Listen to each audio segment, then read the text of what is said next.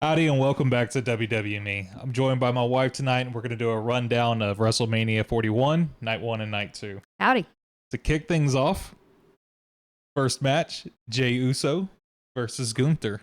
I have to say, this was meant to be the show opener. It's meant to be main event Jey Uso, but filling that role of the first match to kick off WrestleMania does not feel good.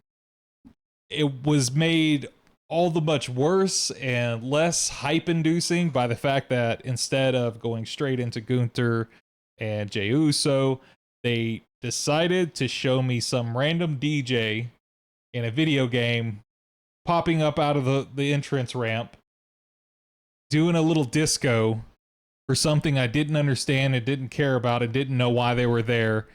So whatever hype I did have as the event started off, immediately squashed. And I actually had a little bit more of hope that maybe oh, this is a popular DJ. We're going to get that's the pre-show that's going to get the crowd hype. But then he was only there for what, 2 minutes, and then started Jey Uso's song, and then we never saw him again. So it was very, very odd. That was a very awkward 2 minutes, though. I don't know if it was just a production issue and our particular feed that we happen to be watching was struggling, but I very much got the impression that nobody cared. The arena sounded silent. I didn't really see a lot of people moving around. And this is meant to be Jey freaking Uso. This is supposed to be the pop of the century, and no one cared. Now, another YouTuber, Simon Miller, referenced he was in the building and he said that the arena was hype, that they were fully into it and everything was great. So I don't know if this is a breakdown of we had different perceptions. Obviously, he's seeing his perspective of where he's located, or if it was an actual production issue. But And man, I wondered about that that maybe we just weren't able to capture that audio in the broadcast. It's a different arena. It's obviously much larger than where they normally are. So audio may be different to capture. But audio aside, Jey Uso's entrance should be a pop. People should want to yeet. I want to yeet. If I were in that audience, the second that music hits, I'm going to be out of my chair and I'm going to be throwing hands. But if you looked simply visually, the crowd wasn't into it. It was a much smaller percentage of people yeeting at the beginning. So even audio aside, I think you could see visually that people weren't as excited as one would hope for main event Jey Uso. So Triple H, under his leadership, he's very much been leaning into this concept of he wants the first match to be its own main event. We saw that at War Games. They had the ladies go first. We saw it at Bad Blood, where we had the cage match start first. I really am questioning the value of just going straight into one of the biggest matches and not really working the crowd. It would used to be that they would do pre-matches, dark matches. They would have a couple of people out there, get the crowd kind of into a mood, rile them up, get them to their seats, because like most people, they're out grabbing their last-minute hot dog and they haven't actually made it back yet, which further gives the impression that the entire arena is not losing their mind, simply because not everybody's at their seats yet. But Jey Uso has the moniker main event. Did you feel like match one, night one, was a main event? I think I'm an interesting person to talk to about this because I have only fairly recently been watching wrestling consistently. How long have you been watching? How long have I been watching? Less than a year. You started about WrestleMania 40, right? I think less than a year. I think I really started watching SummerSlam last year. So SummerSlam's about when you actually started paying attention versus just watching it because it's on? Yeah, prior to that, I don't think I could really say I was watching it. I was more existing near it. I wasn't, actually engaging with it or paying attention or knowing the characters. So for me, I actually am fine with the first event being considered a main event. Would it ever match it in my eyes? No, because you still want to be the last thing that people remember. But I kind of liken it to maybe an audition where you either want to be the first one they see or the last one they see. You don't want to be in the middle. But I fully agree with you that you can't do that without a pre-show, without something that's getting the audience really hype, really worked up. You have to warm up the audience regardless of how big that first appearance is. So while maybe I can see Triple H's vision and agree with him that it's a viable option, they're going about the execution the wrong way. And you also talked about lighting having a big impact as well. Yeah, that was something that really bothered me. As we're getting into the entrances, like a big effect is, the TV screens, you have to be able to see them quite well, and usually obviously dimmer lighting helps with that.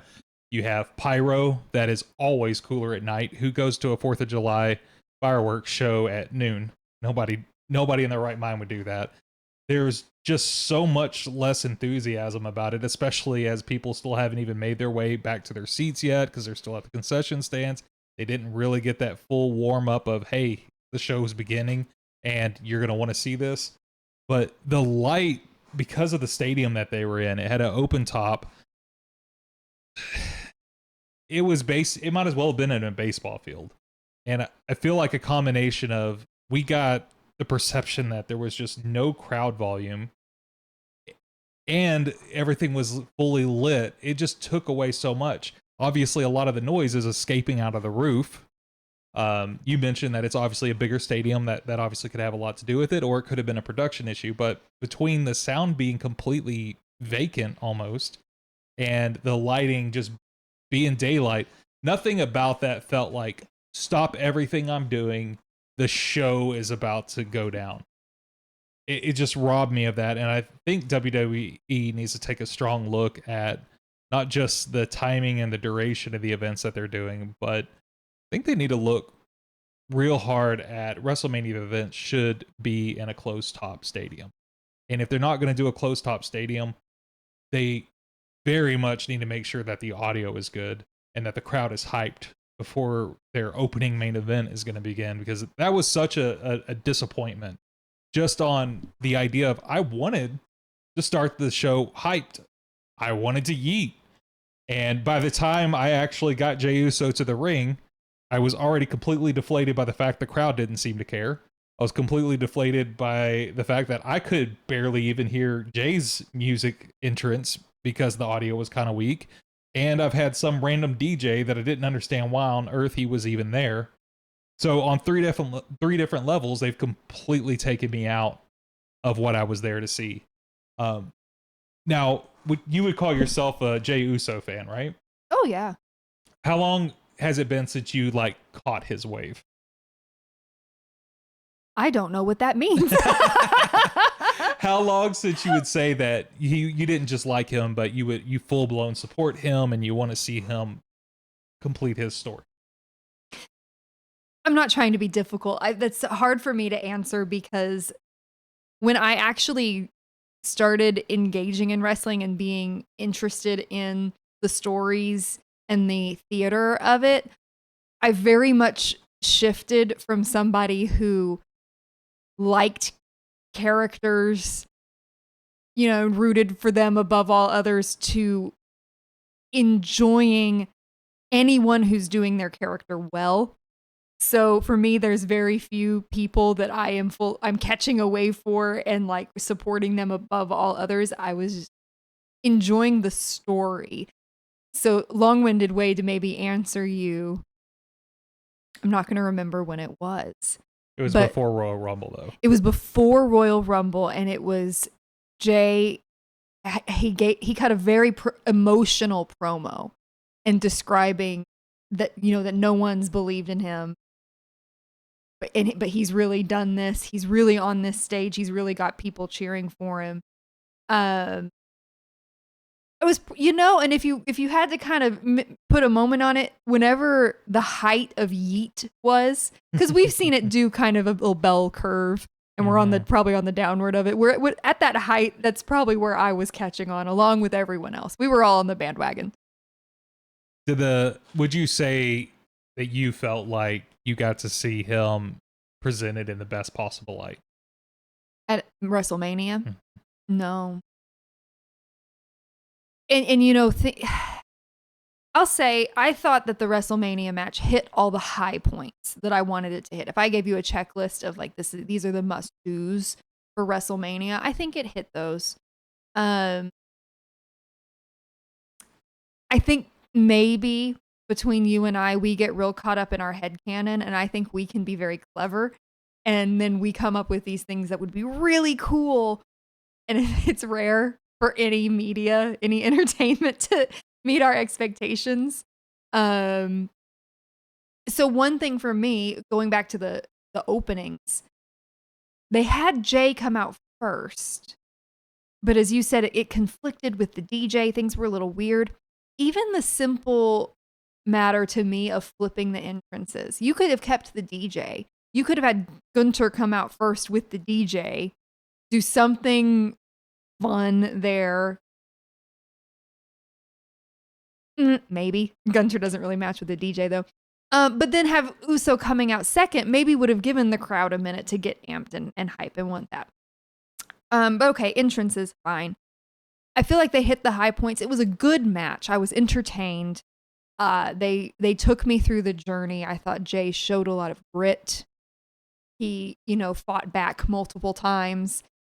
I enjoyed the poetry of the submission. I do wish that Gunter had maybe held on a few more seconds before submitting, but it also kind of rolls with the heel who, being a true coward underneath that he couldn't handle being in that position. So I'm not too mad about that. And then ultimately the emotion of getting to then celebrate with Jimmy. And kudos to Jimmy for the true, sincere pride he had for his brother and really giving him everything and making sure he was enjoying his moment. And I know that if I had a twin, I would assume in that moment that there would be jealousy, that maybe they wouldn't really be happy for me. I might even feel a little bit guilty that I'm getting it and they're not. And if I would have had my sibling reacting that way, wow, that would really make it for me. So it hit all the high points. But I don't think it was the best it could be. Okay. Well, on the ultimate scale of yeet or no yeet, how would you rate that match? Still a yeet. Still a yeet? Still a yeet. You looking forward to seeing him on Monday? Oh, yeah.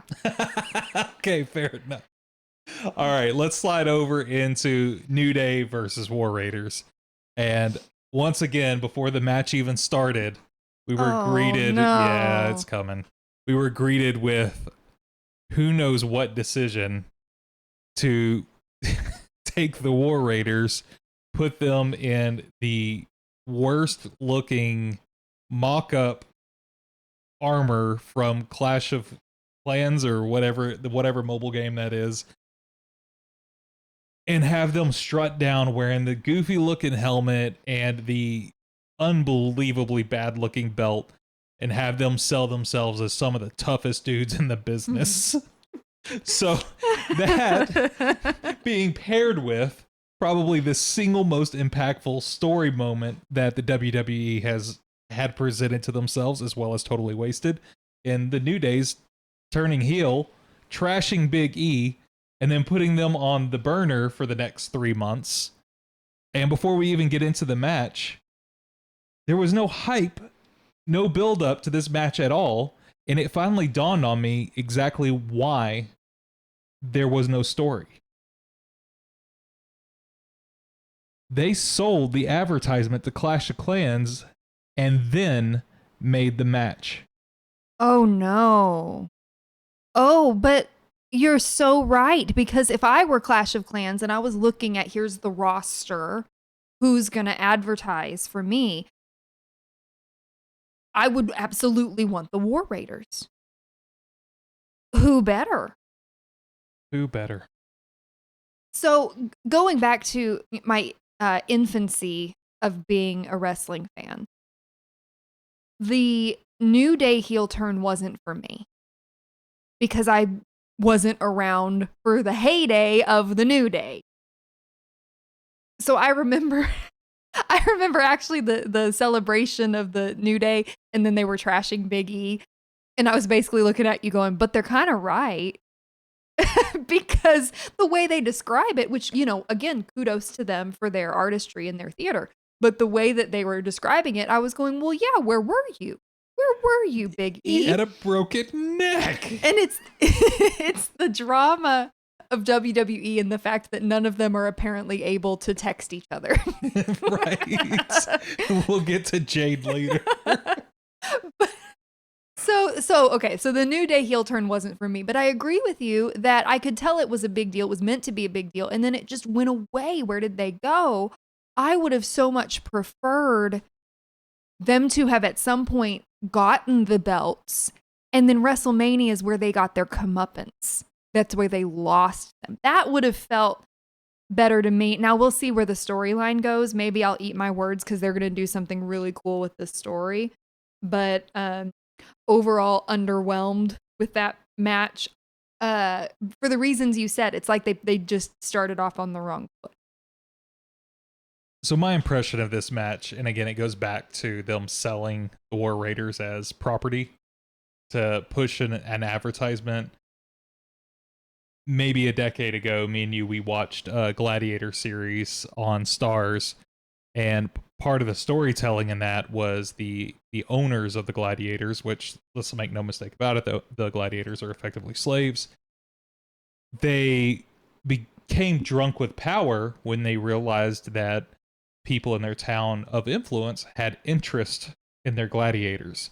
So a way that they would further increase their reach of power was they began prostituting effectively their gladiators and using them as less than human and giving them away as gifts. And I can't help but feel, as we entered this era where TKO and WWE are looking to see how far they can push the envelope with advertisements, that was a real stretch to be like, we're going to go further than the arena. We're going to go further than the commercials and the little vignettes that we're going to do. We're going to put it literally in the entrance itself. We're going to make the show or your advertisement literally a part of the character. These athletes are spending their entire lives trying to get to a certain level to be able to just be able to exist and pay for their families. And every single time they're on TV, it's a critical moment of saying, not only do I need to keep the fans that I have, I always need to be gaining new ones. Otherwise, I'm going to be irrelevant. I'm going to be off TV, and then I'm going to be out of a career. What a brilliant way to help these guys putting their bodies and livelihoods on the line than making them look like complete clowns. These are supposed to be two of the toughest dudes in the entire business, and they look like Legos. Well, and to your point, again, being the new person, the artistry, the costumes, the presentation are the things that I'm tuning in for. If that had been my first impression of WWE, it made it a joke. I wouldn't like it at all, and I wouldn't want to tune back in. Yeah, you're right. I talked about this in my other video, but the concept of WrestleMania is being viewed by significantly more people than your average PLE or your average Monday Night Raw. And that increased viewership comes at the price of, hey, we've got tons of new fans. They're going to be looking for something to be interested in. They're going to be looking for people to attach themselves to. And you've got Clash of Clans, War Raider, Legos. And then to your point of taking something away from these athletes and these entertainers, my opinion may change if I were to find out that the War Raiders got a cut of that. But do you really think? Oh no. Exactly. Not at all. Exactly. So you are asking them to damage their professional reputation in a way for the company to make money. And that's where it really rubs me the wrong way. And we'll get into more of that in night 2, I think. So let's get into the actual quality of the performance and the match themselves. Obviously, the War Raiders ended up going on to lose their championship titles. So the New Day would claim it after they went. The War Raiders went for their finisher. Kofi Kingston would grab his ankle off the ropes, cause him to stumble. Ultimately, they would go for the pin, and Kofi would hold down his leg so he couldn't kick out, and ding, ding, ding.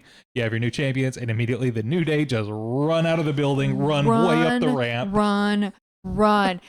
And I was giggling like mad. So you want to talk about the match as a whole, not that it wasn't good and entertaining. There are plenty of matches where I'm either zoned out or I'm noticing the things I don't like. And it wasn't that. It was a good match. And there were 2 highlights for me. So one of them is one of the War Raiders did an insane flip off the ropes out of the ring. Man, I would not trust anyone to catch me, let alone if I was that size. That was impressive. I loved it. And then the other moment, like you said, was that finisher, which to me, I want my heels to really be heels. So for the New Day,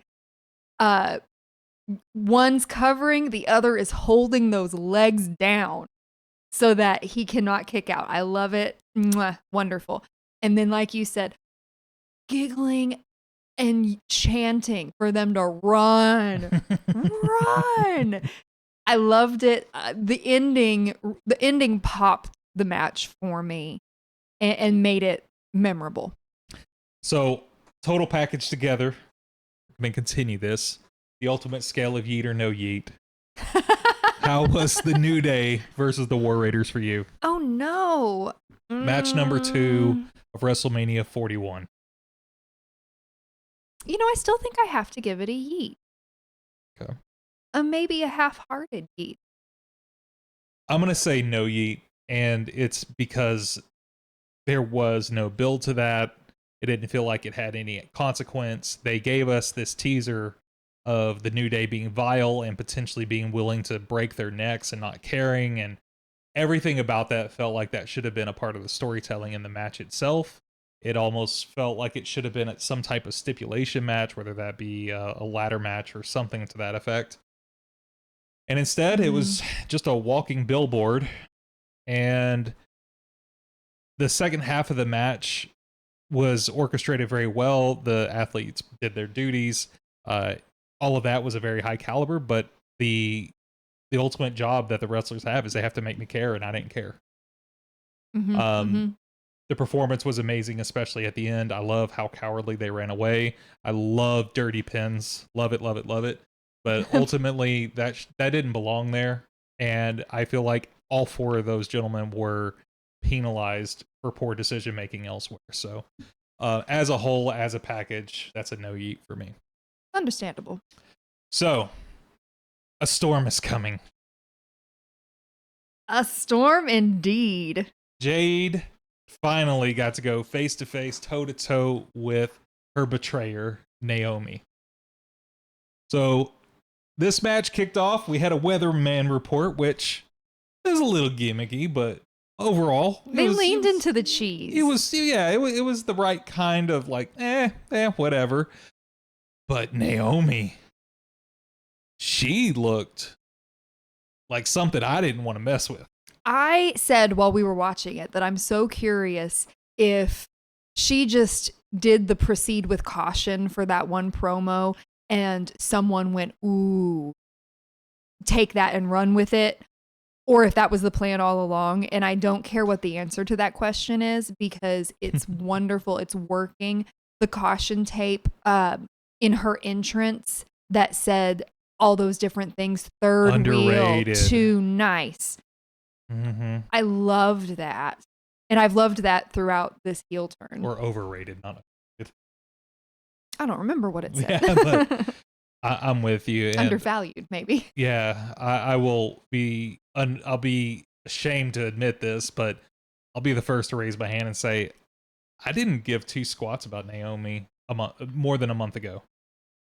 it was that proceed with caution turn that brought me in. And yeah, there were elements of it that were a little campy, a little too much, but overall she got me and I was on board and I was desperate for her to take it up a notch in the ring, because one of the criticisms I always had for her character was everything felt like it was too this and then this and then this. Nothing felt connected. It didn't feel fluid. And for her to be a veteran and somebody who's been there, done that, I have a much higher expectation for some of those people. But during this match, I didn't find myself having that thought not once. So I don't know if her preparation was different, if she's just vibing with the character more. But oh my goodness, I am now a Naomi fan. I've thought that through her heel turn. So, like you, and again, put everything through the filter of the new wrestling fan. I understand that Naomi has been a fan favorite. So there have been people that have seen her through many different phases and probably came to their fandom through that. So being new, I was never a fan. Maybe it's like you said, things were disjointed. I just always felt like things were a little slow. She would almost break, especially being on tag team with Bianca Belair, who is a goddess in every sense, a master in that ring. So then paired with Naomi couldn't help but be dull compared to Bianca's shine. But through the heel turn, I do think that has injected energy into her. I think that she's enjoying it. And I think that's coming through in her wrestling. Since the heel turn, I have not had that thought about her. I have thought that she's done amazing. And I've enjoyed watching her wrestle. What did you think about Jade? Jade, I will always enjoy watching. Her entrance is one of my favorites. It's more understated than like a Randy Orton, but no less worship me, as we well should, because you want to talk about goddess. My favorite phrase is God walking among mere mortals. Yes. She and Randy have that ability to convince me for a moment that they're not real. Yes. Yeah, absolutely. And whoever designed her lighting for her entrance, her entrance all the time, bravo. I will say, I wasn't sure where they were going to take that story. Because do you think the story's done? Done? No, I don't think it can be. They're missing an opportunity for sure if it's done. I could see it ending either way. I could see Naomi winning or Jade winning, as you said. Ultimately, Jade came in, took her revenge, and won the match. And I appreciate that, because I want Jade to have her revenge, but I need Naomi's heel turn to mean more. So I speaking of, am I excited for the next episode? Boy, am I excited to see Naomi again and see what she has to say. So ultimately, Jade would go on to defeat Naomi. Did you feel satisfied by that conclusion? Well, no, because like you said, I don't think that's a conclusion. So it felt like, what did Simon Miller say? This was a journey match versus a conclusion. A destination. A destination. Yeah. So this felt like it was just a stop along the way. But I think you need those. I don't think everything can be a bookend at WrestleMania. I'm very sad that Jade was able to get the W.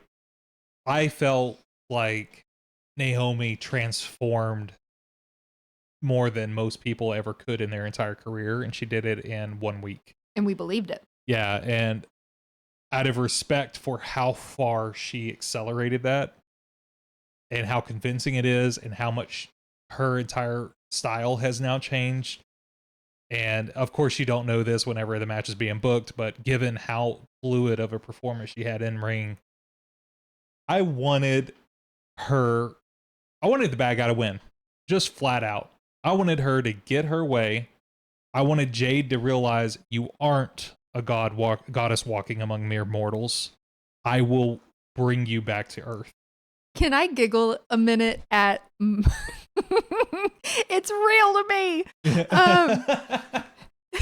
Because sometimes in these conversations, I forget that a heel can and will cheat. So when I think about it in that way, yes, I would have been so fine with Naomi just coming out like a rabid wildcat doing some horrible, sneaky stuff and pulling out a win. I would have been very satisfied with that. This is me just coming back to I'm still an infant of my wrestling knowledge. Well, I'll just finish with I desperately want Bianca to side with Naomi. I desperately want Bianca and Jade to hate each other's guts, and I want to see Bianca versus Jade at either SummerSlam or WrestleMania, but I want the entire world to explode when they first clash. That would be a great story. Can I, before we move on to the next topic though, one other thing that we giggled about was realizing that apparently Jade was supposed to have been hit by a car. Yes. So we had this conversation. I turned to you and I basically said, "Hey, were you under the impression that Jade got pushed onto the top of a car from a box truck, or did she get hit by a car?" And you said, I was like, "No, she got pushed. She fell." But we've been working with this theory for like 4 months now, and we realized just this week that no, she was supposedly driven over by a car, which makes much more sense for why she was out for so long. Yes. Yeah, I missed that one, but I don't take full responsibility though, because the WWE was filming it from above instead of walking up to the scene. Like, right. That just felt so awkward, and I don't feel fully responsible for that. And then tying back to apparently no one can call each other or text each other, or we had to wait how many months for Jade's return before she could simply beat up her. There's no cell phone reception in the storm. It's a problem. Absolutely not. All right, so keeping our little trend, yeet or no yeet? No, I'm too nice. I still have to say yeet. I just appreciated the work that both of those wrestlers did. I'm gonna say yeet, but it comes with a giant asterisk of Jade has got to prove her abilities on the mic. They've been protecting her and hiding her from that. If she's gonna go over and she's gonna win, next up is you're on your own now. You better be able to speak. And Naomi, I was never expecting to come out of that match thinking Naomi did better than Jade. I am such a Jade fanboy, and Naomi impressed the living daylights out of me. It was the first time I ever watched her and like truly felt like she was a legend. And I'm happy to have been wrong, and I'm happy to see more of that. So because of those things, I'm going to go ahead and give them the free pass on this one and say yeet. 100%. The last thing that I'll say is I think my favorite wrestlers are turning into the people that I originally didn't like to watch and now love, and Naomi's one of them now. All right, moving on. We got LA Knight versus Fatu. Thank goodness you did it. I wasn't going to try. So no Solo Sikoa. Fatu was out there on his own. Nor Tama Tonga. Yeah. No, He was still on layaway. But anywho, pretty straightforward match. No major surprises. Probably the most notable event that occurred during there was Jacob did a massive moonsault and LA Knight caught him for the BFT and planted him into the ground, and Fatu was able to get to the ropes and get out of danger, and then shortly thereafter was able to put him away. I have to say though that as much as I did recognize in the moment that was a BFT that happened, I was so underwhelmed by it. Like, it just wasn't impressive. I don't think the BFT is good enough to really be used at WrestleMania to be a finisher. I think LA needs to find something different. Um, Ultimately, I'm excited to see that Fatu did get the championship because I'm ready for the new bloodline to go on to that next step. We've been kind of lingering and unsure what to do. It felt like the premiere of Netflix on Raw and all the demands that they made and doing the Tribal Chief showdown on the first episode really threw a wrench in what they had planned, and they've never really recovered from it. So it's time. I'm absolutely ready to see Fatu and Solo Sikoa do whatever the heck they're about to do. And ultimately, I think we're going to see Solo Sikoa reaching out to Jey Uso and seeing that brotherly line get restored. But I do think it's going to fail miserably several times before it finally comes together and clicks. So we may have to wait another full year for that, but I'm excited to at least see the progression of that begin. I need to start from the beginning of this match because I have so many thoughts on the intros. So I am a Fatu fan. You want to talk about who did I write a wave for? Fatu for sure. Weirdly, if WrestleMania of all places, if you have a specific look, I feel like that needs to be taken up to 11. And Fatu's look is he is usually sopping wet so he can fling that hair around. So it is just wild looking, and he didn't. And I was a little disappointed. I was expecting that. I was expecting the hair flips and the showers all over.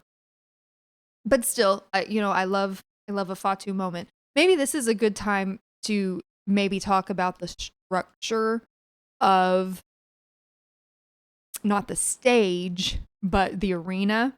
They had the screens almost going up like a hotel is what it typically looked like. And we've talked about the pyro being at the very top of that. It took away the magic of the pyro for practically every talent. And I love those pops of fire. Yeah, the whoa, whoa. Yeah, I love it. That took away from me. But overall, love a Fatu moment. Then, though, there's an awkward pause. And again, you go like maybe the audio's different in the arena, but an awkward pause until a car finally appears. Seemingly driven by a grandpa. I mean, it was so slow coming around and getting up. And I don't know the logistics of getting a Maserati around a set piece, but that it shows up and you can see LA Knight in the passenger seat just kind of hanging out until he finally rolls the window down. And then they kick his music.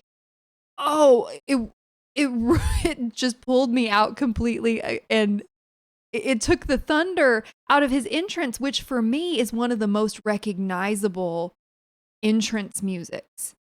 Because from the first note, you know who that is. And you're going to pop. And then it's like, hey, y'all, let me just roll down my window here. And then the music pops. It ruined it for me. Yeah, I got to say, if you're climbing out of a limousine, a Rolls Royce, and you have someone opening your door and it's luxurious, that has a certain aura to it.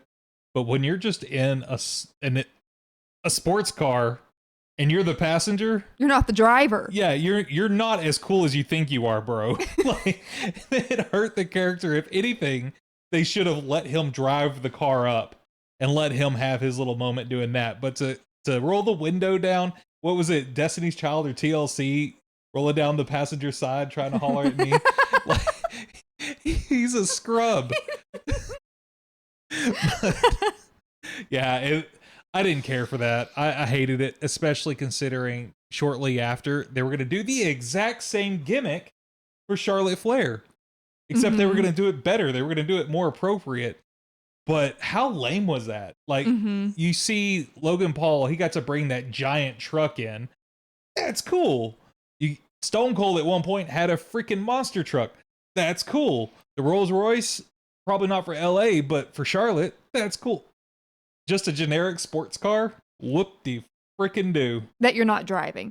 And again, why on earth they wouldn't play his music while the car's driving? I probably could forgive it then. I probably wouldn't be saying a word about it if it was that LA and they kick it and then, oop, here comes this car up a ramp. Cool. Yeah. But this was just like he was late and his driver had to drive him right up to the ramp because he was late or so. It didn't is his mom dropping him off at school. Yeah, and I feel like there's another missed opportunity of having the car actually drive all the way down the length of that ramp and drop him off at the ring, and then have him stand up on the hood and, you know, do a whatever little gimmick on top. But yeah, that was a 0 out of 10 for me. That was a massive no yeet. So getting back to the actual match itself, though, I was mid. The finish was decent. I liked it. The BFT's lame. But, man, watching him do those moonsaults over and over and over again, I can absolutely get into that. And I'm just ready for the Fatu era. The BFT that you mentioned, I believe that was the moment where I was very confused as to why Fatu seemed hurt. Yeah, you didn't even realize that he had just hit his finisher. I thought that LA Knight had just kind of slung his body, just slithered under there, and Fatu kind of landed on his back. And I didn't understand that, no, he caught him and changed the move. So it wasn't until the replay and you kind of pointing it out that I really saw it. So I agree with you that it didn't have the pizzazz that you would want it to have. At least we didn't have to watch him do the hand clap, the little hand slide thing. I don't like that the he hand does. slap. And, you know, I'm saying all these negative things. I like LA Knight. How many times in the last week have we been walking around going, yeah? I mean, more than enough. I like LA Knight, and I think he's a good wrestler. Maybe he talks a bit too much. He's one of those that I can just watch. I could practically do the match with him. He talks so much. But I do like him. So it's disappointing that all of that happened that way. And then, like you said about Fatu, that man can leap around like a flying squirrel sometimes, and I am here for it. Yeah. It's impressive. All right, so going back on our scale of yeet or no yeet, Jacob Fatu in it versus LA Knight. I have to yeet that Fatu got a belt. He got the title. That is what I wanted, and it was. I think I need to go back for anyone keeping score. I'm going to take my yeet away from the War Raiders New Day, because the more I think about it and the more I'm kind of lining it up with these others, I need to yeet for Fatu. I'm going to take it away. I'm sorry, New Day. Y'all still made me giggle. All right, fair enough. All right, moving on to the match that I was probably most inner child excited for probably all of the wrong reasons and the reasons why people may not be resonating for it. But El Grande Americano versus Rey Fenix. Obviously, Rey Mysterio, he did suffer an injury on SmackDown.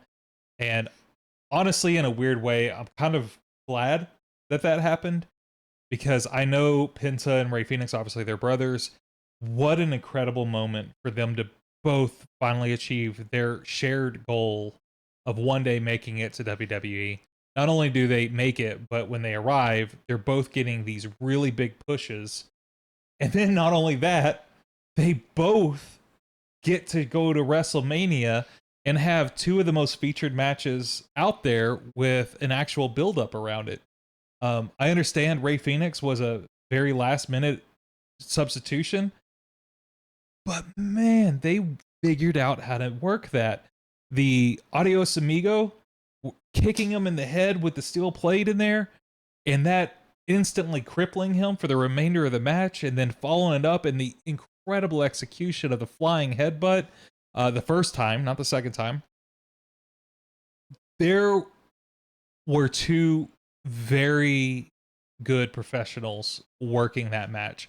Chad Gable is one of the most underrated talents in WWE. I'm always invested in his storyline, and he got an opportunity to show it on the grand stage what he's capable of. And I understand that we're doing this very sensitive gimmick that some people may not be very fond of. I'm going to hope it's being handled with a lot of delicacy. that delicacy? Yeah, whatever. In the back, I'm hoping the members of the LWO are signing off on what's going on. Obviously, they made the announcement of they acquired AAA, which has a Lucha Libre brand that they're going to be integrating. I'm hoping that the El Grande Americano character is being done with a big picture in mind. It's not just this one story they're telling. I'm hoping they're going to use him as a catalyst to elevate the Lucha brand. I even went as far as to say, I hope they unveil a Lucha title. I want there to be a new belt because the biggest challenge to me of getting the LWO members over is the other talent can't make them look as good as they're capable of looking. It almost takes another luchador to get them to elevate to that level. And by them bringing in all this new talent, I need a reason to see them fighting each other more than fighting other people. And to diminish them and only allow them to exist in their own bubble unto themselves without really a title involved is such a disgrace. And while it is almost segregationist to like pull them off to the side and say, here, you can squabble over your own little belt, I don't think it'll matter once we finally start seeing top tier talent doing top tier things. Well, but I don't think you're advocating for not letting a luchador into the main title contendency. You're just saying, let's also have a title where they can really show off and be their best in addition. Yeah, because what was it? I'm going to get the name wrong. I'm going to say it really wrong. Elgato del Fantasma or whatever. The guy with the scratches across his chest. He had a match against Ray Phoenix recently, or I think it was Ray Phoenix. Mm-hmm. He looked unbelievably great. It was the first time in over a year of watching him that I went, holy crap, that guy's a top tier talent. And you have to ask, why have I never had that opinion before? Is it because he's not capable of that? Well, clearly he's capable. Do I think the entire LWO deserves to never be on TV and never featured in a match unless Rey Mysterio's in it because they're not capable? It's like, no, they're capable.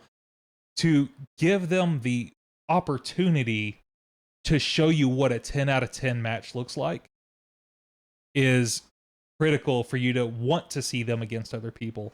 So I can't be more excited by Ray getting that opportunity. I know it is a bit of an injustice that another member of LWO didn't have a chance to come in there, but there's a lot of star power that's obviously planned for where they're going to go with Ray Phoenix. I think they were already setting it up that El Grande Americano was going to eventually face Ray Phoenix after Rey Mysterio. I was predicting Rey Mysterio to lose, and then maybe that was going to be maybe a mask versus mask match later on at SummerSlam or something to that effect. So I think they just rushed getting there, but kudos to those professionals coming up with a story and a fight sequence that made sense. It was contextual to the characters. It was just brilliant all around. I thought Chad looked amazing. I thought Ray Phoenix looked amazing. And I'm going to just jump to it. That was a massive yeet for me. That was a tremendous yeet for me. I'm so happy with this story, and I can't wait to see more of it. I'm very confused why you keep talking about Chad Gable. Who? No, but we have been fans of Chad Gable. Well, I'm saying we, again, I'm the new one. But we enjoy, both of us, watching Chad Gable. He's an amazing talent, and one of the things that we always note for him is his ability to uplift other talent and make them look amazing. It doesn't diminish his light. He makes everyone shine brighter. So almost a blessing to get Ray Phoenix in there, who, you know, obviously isn't green, obviously a talent in and of it himself, but to be there with Chad, even in this silly character that he's playing right now, I would feel so safe if I had been him. Do you remember who Penta's first match in the WWE was against? Chad Gable. Truly Chad Gable, not El Grande Americano. So remember when that match was originally booked and announced, and because they gave us a lot of lead to anticipate it, there was the Chad is trying to learn the secret art of Lucha Libre storyline going on at the time. But the reality is everyone is going, why would you pair him with Chad Gable? And then in the middle of the match, everybody's going, that's why they paired him with Penta. Chad made him look amazing, and bless his heart, Penta went out of his way to make sure he didn't just squash Chad Gable. He made sure that it was a back and forth. They were telling a story. It was emotion involved and overcoming a challenge. Penta is well within his right to just stomp on top of his head, move on, look how amazing I am. But he made sure that Chad looked equally amazing. And I feel like there's almost a poetry to the fact that Chad was Penta's first match in WWE and the first PLE that Ray Phoenix gets to participate in. Chad was there. He made both of those brothers look absolutely top tier. Not to say that they aren't on their own, but he made sure that they were capable of delivering the stories that they want to be able to tell. And I'm just in love. Absolutely. And to your point, it was a wonderful match. I loved there's that question in your mind because we'd already seen previously El Grande Americano putting the steel plate in his mask, and there's that question of, oh, is it there? But of course, they have to show us the moment. And then to your point, the kick, masterful. Ray Phoenix kicking him in the head, it hurting his foot, it bringing him down, and then the headbutt. If I knew nothing about wrestling and you just showed me and you were like, watch this moment, and you just saw Ray Phoenix down like a sack of potatoes, it was beautiful. I believed it. You go back to the conversation of if you're ever going to show a non-wrestling fan just one match and you're going to try to convince them of why they should enjoy wrestling, there's a very standard answer to that question, and it was Bret Hart versus Stone Cold, which they immortalized that moment at the Hall of Fame this weekend, and that's always been the go-to.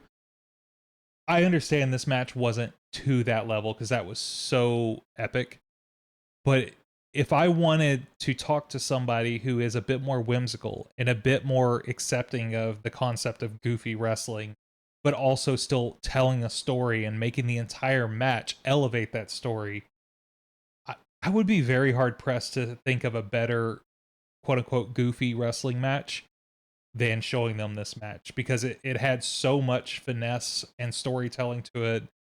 This is one of those matches I might share with somebody that has a bit of a lighter side to them and may not appreciate the blood coming from Stone Cold's face, or the mimicked brawl from that match. They should both be exceptionally proud of, and I hope they were able to remember it for the rest of their lives. So yeet or no yeet? Yeet. Massive. All right, we got two left. So I'm going to call it the co-main event. We had Jey Uso with the opening main event. We have the final main event, but I'm going to call Tiffy versus Charlotte the main event, or co-main event.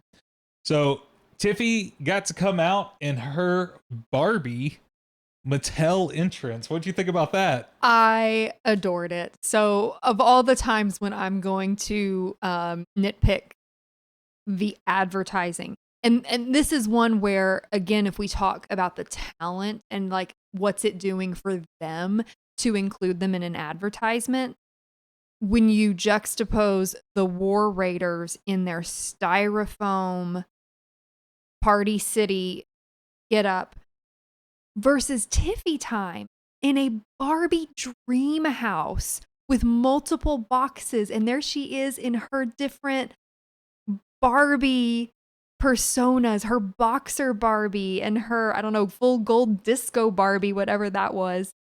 And then here she is. Here is champion Tiffy time Barbie. That elevates her as a talent. That's not diminishing her. So I don't have a problem with it. It fit her character so beautifully. And if I were her, I would have been over the moon. Mm-hmm. I am Barbie in that moment. That was beautiful. And coming off of, actually, I think, a wonderful distance from the Barbie movie, which was such a success. If it had happened right after, I think even I would be going like, yeah, I mean, it's cool, but you were just kind of writing that. I mean, props to Mattel for being like, hey, let's revitalize that Hey Barbie movement in a year later. Yeah, there's pretty much only one thing I would have changed about that entrance, because I absolutely loved it. It could have been a bit better. Some of the graphics and the boxes, there was room for improvement. But I would have loved it if the entire stage got turned into Barbie's Playhouse, right?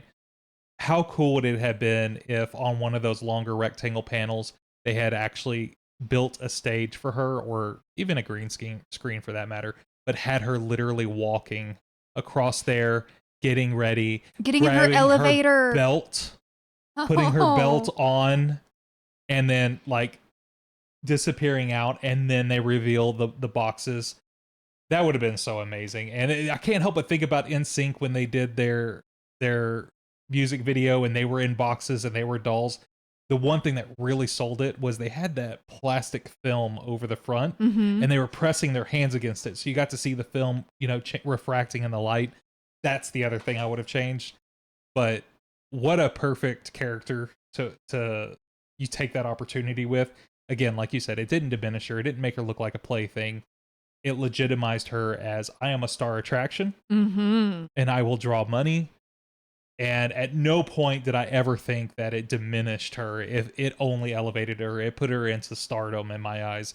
And if I was given a choice between coming out in a Rolls Royce or being Barbie, Barbie all I'm the gonna way. Barbie that thing up. Absolutely. The only thing they were missing maybe was like a pink convertible for her to cruise down to the ramp in. I mean, that would have been wonderful, but then I feel like there's too many comparisons to other talents. So having her in the box was different. You're right. Get rid of Charlotte's car. Get rid of LA Knight's car. She gets the car. That would have been better as far as cars go. The other thing, and this is when I go, okay, my headcanon just gets away with me because I just now thought of this, but later in the night, and we'll get to it, but Roman Reigns, they utilized those screens that hung along the ramp. Maybe they don't want, again, mixing up, the same idea for multiple talents, but why couldn't you have had the different Barbies? Oh, that would have been epic. You wouldn't have had to bring them down like you did for Roman Reigns, but give Tiffy time her photo shoot in different Barbie outfits and just put them on those screens. That would have been brilliant. Been amazing. Yeah. WWE. I want to have a conversation. We're both looking for work. We are open for consulting. No, but that entrance, Tiffy time is one of the perfect examples. We're talking about Naomi and me going from disliking a talent to being on their side. And Tiffy time is my number one example. When you were watching it and I wasn't really paying attention, the only person I cared about was Rhea Ripley. I was just a mommy fan and I didn't care about anything else. Didn't care. But I would hear that it's Tiffy time and it grinded my gears. I didn't like it. And I didn't like her for no reason. I'm saying this right now that I wasn't watching. So I just had this, I don't like her. And that kind of bled into when I started watching. She was paired with Nia Jax and she was kind of simpering. They were really smushing her personality. It was part of the story, but that's what was happening. And so I still didn't like her. But then I started really paying attention. At that point, she wasn't doing a lot of matches. I remember you were kind of asking me about her and I was saying, I don't know. I've never really seen what she can do. And then I saw her wrestle.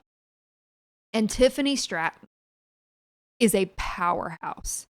I love just watching what she can do. She's obviously overtly feminine, but the way that she can wrestle is so strong and you don't question how strong she is. And I love that. So I was over the moon when she cashed in her Money in the Bank, when she actually got her belt. I've been watching with trepidation ever since because I felt like, I wonder if anyone else felt this way. She had so much confidence until she got that belt in her hands. Mm-hmm. And then it's like the imposter syndrome set in and she got scared. And so I've been a little concerned. And my God, did it all go away with this match? Yeah, we even made comments watching her go through a promo and she was walking out kind of looking afraid and timid, and she would start her promo, she'd start speaking and she still didn't sound like she was in the right space. And 30 seconds in, and out of nowhere, the old Tiffy, the powerhouse Tiffy, would just emerge, and we're back on board. And it was clear there was something going on in her mental state that was limiting her ability to feel confident enough to really be who she needs to be. And I'm so excited for her. I definitely am now leaning towards that entire program she did with Charlotte and the 0-3. I'm now of the opinion all of that was a work. And a brilliant work at Yeah, that. they got us. They put butts in seats. They sold the show. I guarantee you people tuned in specifically to see what they were going to do. They wanted another Nia Jax Charlotte slapfest. I think they fooled all of us.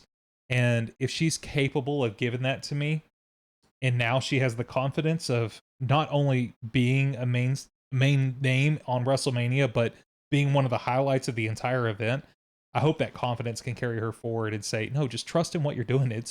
We love it. Just keep doing it. I've told you countless times, I don't want her to be the good guy. I don't want her to be the fan favorite.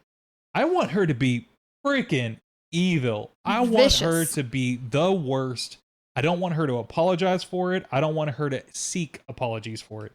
The moment in that match that I absolutely lost my mind for was when she started grabbing her knee, Charlotte's knee with the brace on it, and started driving it into the ground, and just started ruthlessly attacking the living daylights out of that knee.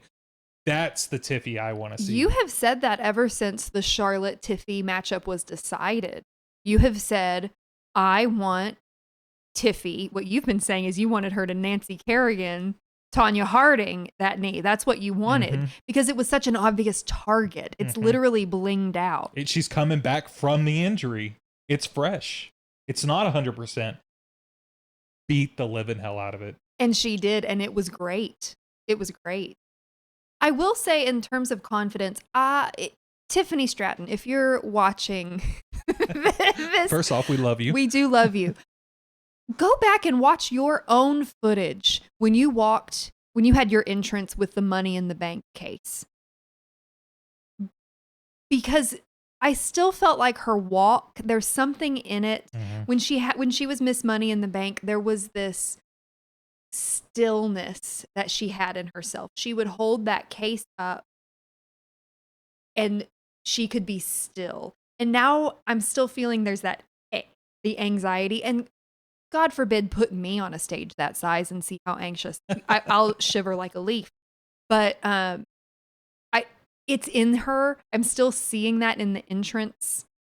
You can see that she doesn't quite believe in herself, and that's what I would say is go look at yourself because you've got it. And I can't wait for that to come back. It's gonna come back. I know it is. I can't wait for it to happen. I do want to give her credit though. As you said, maybe it's the size of the stage that's kind of getting in her head. She was on the biggest stage possible for WWE, and that walkout, it was exactly what it needed to be. It Absolutely. was perfect. I didn't feel that she was timid. And I'm starting to wonder if maybe the timid was a type of work in itself. Well, maybe. It's possible she might have been slightly overacting the concept of, I don't really belong here. I don't really deserve this. And now that she's beaten Charlotte freaking Flair. And she is listening to this and she's just giggling, kicking her feet. The first people that got it. Because she fooled us. And she's hearing right now that she fooled us so hard. Yeah, I mean, good for her. Yeah, I would love that. But I want to make sure we don't spend too much time talking just about the entrance and the aesthetics and the feud that definitely was borderline. I want to make sure she's respected for the performance they gave. Out of all of the matches that we saw, that was the match that got broken down into a technical bout. If you are a fan of the old school Bret Hart style, the wrestling style, the I'm going to work your body style, Charlotte brought that. And nobody else was. I was expecting to see something like that from Gunther, and for whatever reason, that's not the route they decided to go this time around. They wanted it to be more of a slobber knocker, to steal JR's word. But Charlotte absolutely made that a technical fight. It was absolutely a brawl at times when they wanted it to be, but she slowed it down. She worked the knee. She worked into the figure four. We never really got to see her get to the figure eight, but thoroughly enjoyed that, both from a story level, from a pure wrestling level, from a pure angst level, from a street fight level. There were definitely moments in time where we were holding our breath, waiting to find out that they're actually punching each other. Obviously, that didn't really seem to happen, even though we saw some busted up mouths. But Tiffy seems fine from that. But overall, the in-ring performance surpassed the build-up for that match, and that's probably a huge credit because that was one of the biggest must-see TV moments that was going into WrestleMania. They built it successfully to that level after receiving so much criticism for Nobody Cares. Absolutely. And to your point of like the co-main event, that was the main event to me. Mm-hmm. I feel like you could very easily have flip-flopped the final event and that event. And as far as the hype and the actual execution, you could make an argument that it was meant to be that way and should be that way. The like you said, there was some actual injuries there. And I was over the moon because you've heard me complain whenever the women get hurt, I feel like they try to hide it. There's one time where Liv Morgan, her eye got busted. There was blood and it's like they tried to hide it. She kept wiping it. They didn't want to show it. Tiffy opened that mouth and showed us the blood, what looked like a chipped tooth. Now we're saying all teeth intact, but there was no hiding the damage that was done because they gave their all. And I loved it. Yeet or no yeet? Biggest yeet. What Biggest time is it? yeet. It is Tiffy time. It's Tiffy time. All right. So, final match of night one. Seth freaking Rollins. Yeah. Versus the OTC Roman Reigns versus Chick Magnet Punk with Paul Heyman.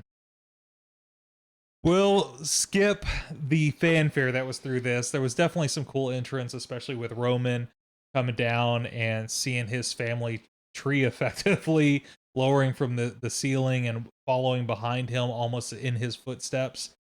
That was a really cool, iconic moment. It was obviously diminished by the fact that he didn't have Paul with him.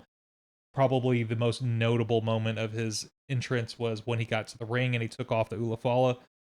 He had no one to hand it to. And it was such a small moment, but it made me pause for what that meant to him.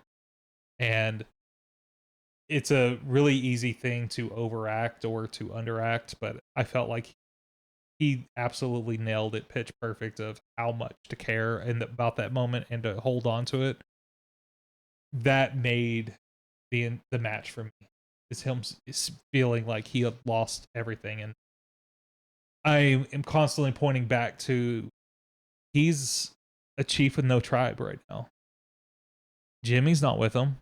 Sammy's not with him. Jay's not with him. Solo's not with him. So if he's the tribal chief, what is he the tribal chief of? And that moment of him not even having a wise man to hand it to was the final straw of he is alone.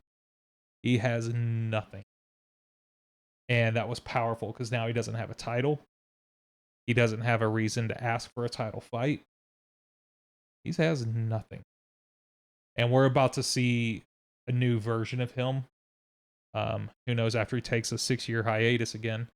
But I think we're going to see a new version of him that's going to come out alone and angry. And he's skipping ahead, some spoilers, but I am so waiting to find out that Paul and Seth are aligned with The Rock, the final boss, and I can't wait to see The Rock strip him of that Ulafala and the quest to get that back. And how alone will he be then? No, I thought they did wonderful with that. And the Roman Reigns story, I don't know how compelling it's been for me personally, but like you said, that moment of walking out, the little touches, that combination of it's not just cool, like, oh, he's walking through with all the family and his lineage. that is cool until you realize that where's it gotten him? And when family's that important, but now he doesn't have anyone beside him. I thought that, yeah, that really, it pulled you in and it gave you a reason, maybe not to root for him, but to care. Mhm. Yeah. Yeah. So obviously Seth comes out. He's got the flamethrower, which, that's fun. I'll point out, do you know who else in the WWE has ever had a flamethrower? I do not. The Rock.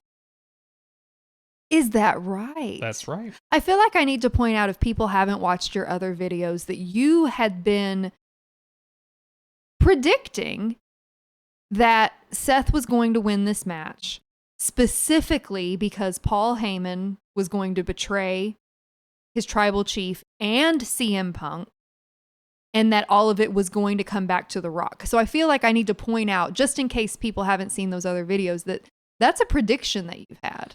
Yeah, and I have to say I was devastated when The Rock no-showed night one, and in that moment he didn't come out there, because I was fully expecting them to take the Ulafala off of Roman in that moment and have that be this massive thing leading into night two, because we all know Cena can't beat Cody Rhodes straight up. There has to be a gimmick at work. We got Travis Scott instead. But I was anticipating Seth Rollins and Paul Heyman to be the reason why Cena wasn't going to move forward. So to not see them make an appearance in night two was devastating. I am very much hoping between the next couple of Mondays and Saturdays, or excuse me, Fridays. I really, the way that I said to you that they were going to come together, I didn't say they were going to come together and be best friends. I specifically said, no, they're still enemies. They are both doing their job. They have to work together because The Rock tells them they have to work together to achieve an end. The Rock needs a vocal piece. Cena's not going to be there week over week over week. So Paul Heyman is probably the single best vocal piece for The Rock. If The Rock were to steal the Ulafala and claim he's the new tribal chief, Paul Heyman could resume his duties as wise man. And The Rock needs a muscle to be present every single time that they go to battle, week after week after week, and Seth Rollins could fulfill that role quite easily. So what I'm going to be looking for over the next couple of Mondays and Fridays is, I specifically want to see that Paul Heyman and Seth Rollins don't particularly care for each other.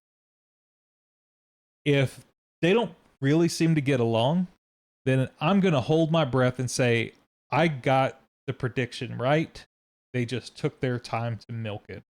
And so, yeah, I'm pretty excited for that. I appreciate the little call out, but yeah, I explained that much more fully in my other video if you want to check it out. But I don't think it makes any sense for Paul Heyman to align with Seth Rollins. Seth Rollins is one of the best mic workers in the business. CM Punk is one of the best mic workers in the business. It doesn't make sense for Paul to be with either one of them. He's not really going to bring them that value that he could do. Whereas Roman still struggles on the microphone, and Paul is his bridge to really get over with the fans. So taking him away from him tells me that he's probably going to disappear for a long while again. That's probably coming. But they have to have a plan that makes sense for Paul. They would not waste Paul. Right. For no reason. So there's got to be a bigger picture. It has to be bigger than the two of them, than Seth and than Paul himself. So I'm looking forward to that paying off. I still am holding on to, I think I'm right, but time will have to tell. We'll have to see how they interact. Well, overall, with this match, I am pleased with the results. I would have been fine if Roman won. Not the super exciting for me, but it would have been fine. I did not want CM Punk to win. Careful, that'll get you in trouble. I know. He's such a divisive person. No, I just wouldn't have appreciated it. It would have felt a little too picture perfect. Oh, he finally got his main event and he wins it. And it wouldn't have had the run up, that I think it would have needed for that. The way that it worked out, the wise man initially betraying Roman Reigns and when I tell you they had me when this began. The match up to this point was fine. Again, great showmanship, great athleticism. When that chair came out and Paul had to decide who he's giving it to, and he gives it to Punk, and it had me because I'm an emotional creature. And so the gut punch for Roman, imagining being in his shoes, and maybe you would have been able to forgive Paul, maybe, for coming out there with CM Punk, but not now. Now he's betrayed you. Now he's given CM Punk this steel chair and he's directing him to just lay it into you. And then the CM Punk betrayal. Again, they had me on the hook. They reeled me in at this point. I am along for the ride. I was, I think, bouncing around a lot in my chair, hands on my face, making a lot of like woo noises. That first betrayal, and then everyone, and you're thinking, okay, he's here. He really is the wise man. And Paul Heyman's such a wonderful overactor, and him just screaming, "You made me choose" at CM Punk, and really selling that, yes, I have betrayed you because I'm going to go with Roman. He sold that so well. And I know people who have an eye for the wrestling gimmicks probably could see immediately at the setup of Paul, the way he was standing behind Roman. You could probably see it. I know, in my heart of hearts, I could see it, but I didn't want to see it. I was just going, yes, here we go. The perfect shot for him to hit Seth. And then not just the low blow, but the low blow with a few extra back and forth. He was ringing the bell. He sure was. Just a wonderful moment. And then Seth, the stoic, just holding his hand out. He didn't have to turn around.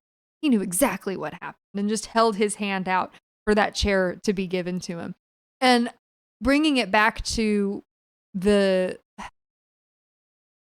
show, I'm not going to remember which one it was, but where Seth was attacking Paul Heyman in order to draw out, shoving him around, in order to draw out Roman or Punk, and making it a point of like, I'll take you out of this. Looking at it in hindsight, doesn't that seem a little bit more like a coworker scuffle of Paul just going, "Don't put your hands on me," and that back and forth? Looking back on it, it feels a little bit more of a work of drawing Punk out in order to harm him. And you said that before. I'm taking those words out of your mouth, but now coupled with this, it's all coming together. You know what I mean?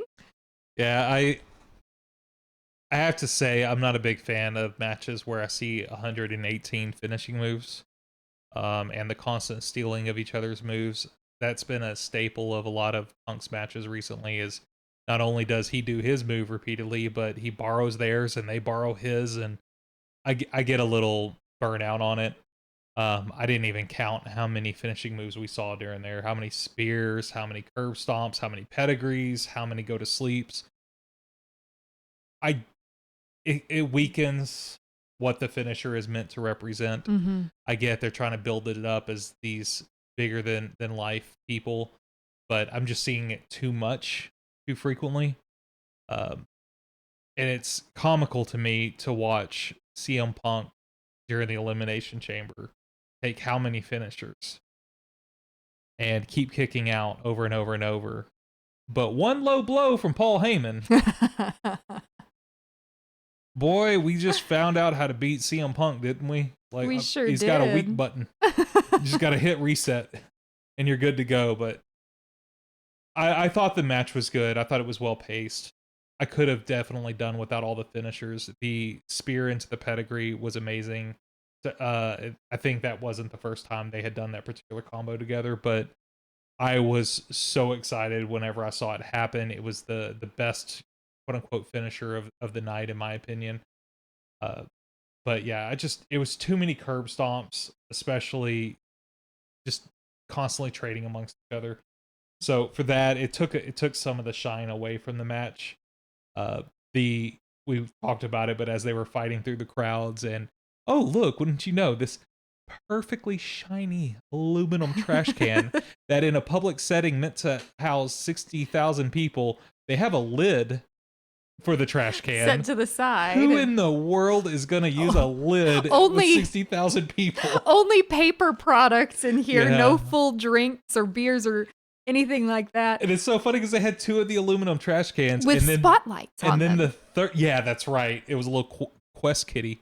But right after that, we see a real plastic trash can with real actual food inside of it that they end up using, and it's like that's just a little too obvious. I don't care that it's aluminum and it's crunches. Like, just put the freaking plastic trash cans out there and just have it stand out less. Like, at the end of the day, I'm not believing that the aluminum trash can hurts more than the rubber trash can. Just use the typical trash can. I have to say, I am not a fan of the fights through the crowd. I'm really not. I've never. You would be if you were there. I would be if I was there. You're not wrong. But I've never liked those. I can suspend my disbelief for a lot of things, in general and in wrestling. I don't believe it ever when they're. Why the guy that's leading? Why are you walking through the crowd? Why are you just resolutely walking away from your opponent while he follows behind you, just whacking you with whatever things he can find on the ground? I don't believe it. And then to your point of like, okay, there's a trash can with a spotlight on it that you're just gonna so happen to grab and throw each other onto.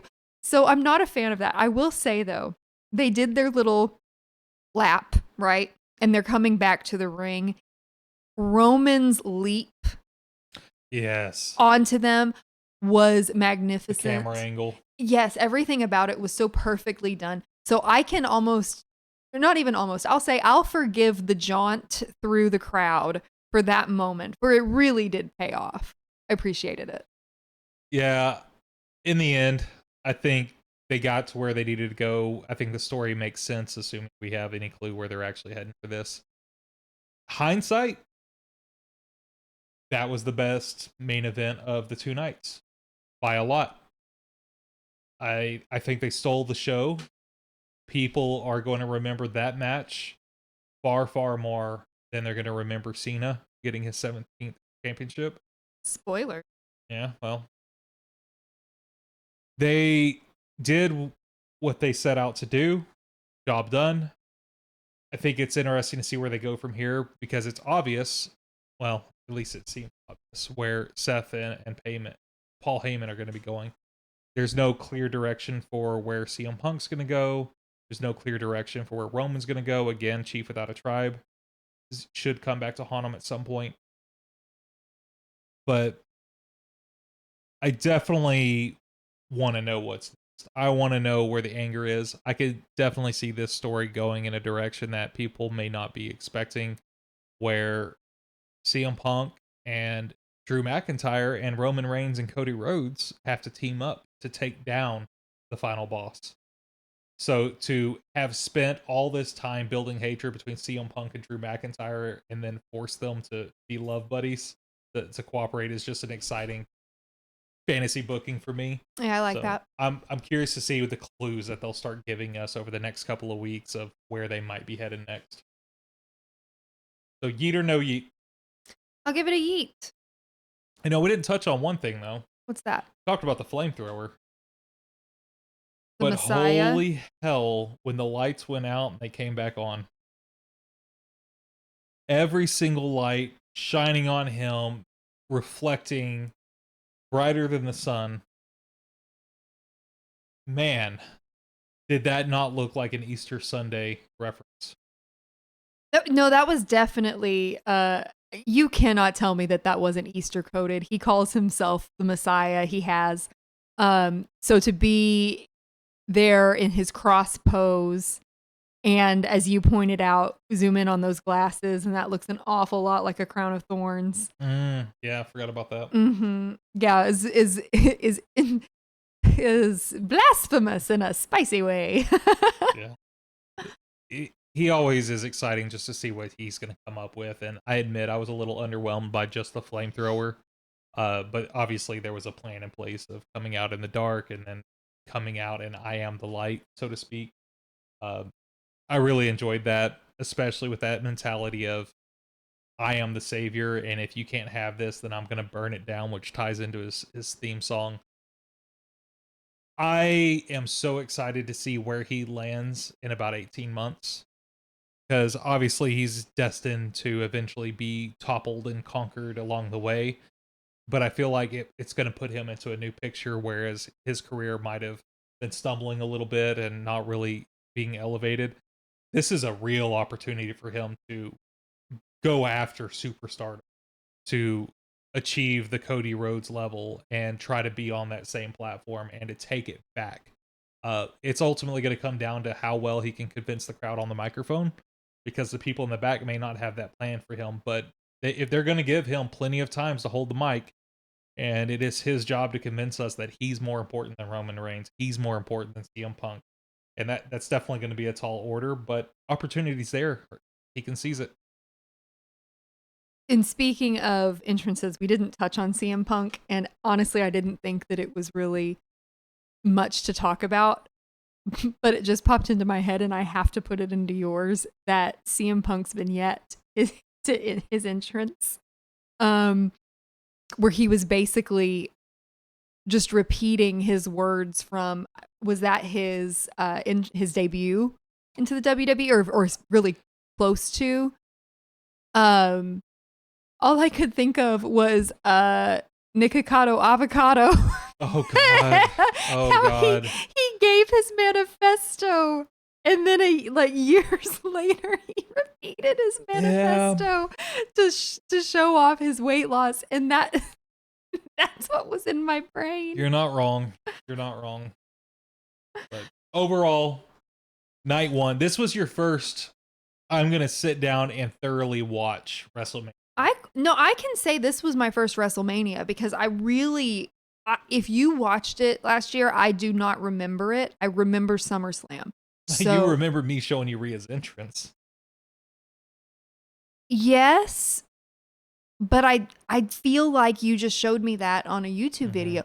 I really think SummerSlam was the first PLE. So I will call this my first WrestleMania.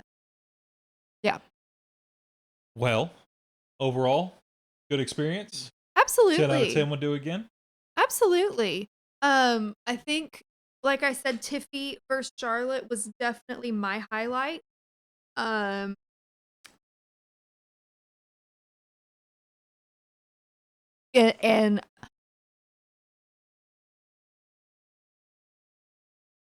that's all I got to say about that. All right, fair enough.